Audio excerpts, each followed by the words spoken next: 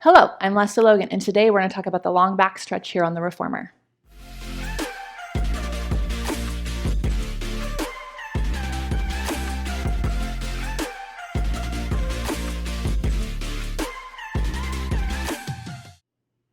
Okay, so this probably is one of the least favorite parts of the long stretch series, but it's such an integral exercise in helping you learn how to stand with your arms on your back and use your legs. It looks like an arm exercise, but it's totally a leg exercise. It's a seat exercise and rhythm saves.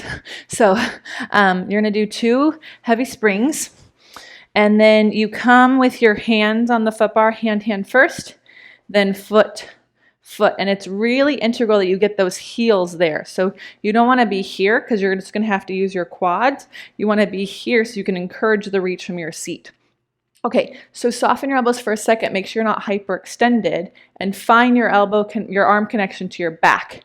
Pull your stomach and your ribs in, and with your elbows, you try not to move the carriage, right? Because you're not falling. You're pulling yourself down. Then you use your pelvis and your stomach and your seat to push out. So my arms are just here for like keeping me from falling. Then I don't move the carriage as I lift my hips up, and then I pull it in. Now my hips in an ideal world will get much higher than that, but I'm still working on it, right? So we go down, then we move the carriage, then we lift our hips up as high as we can using our legs. We pull ourselves in, right? So when I say rhythm saves, you really want to keep the rhythm, but keep the choreography with its precision, right? So if I go out here, I move the carriage, but I don't move the carriage as I lower, then I pull myself in, trying not to fall in on my shoulders or hyperextend my elbows.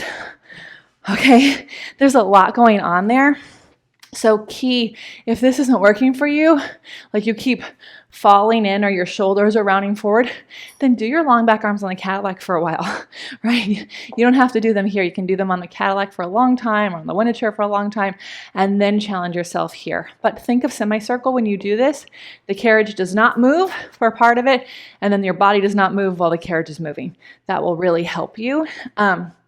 And yes, there is a version where you do one leg on top of the shoulder block, which I'll show you in another video on another day. But for now, practice those. And to practice those even more, you can join us in my online reformer classes over on onlinepilatesclasses.com. We have a new theme every single week. I will hopefully see you there.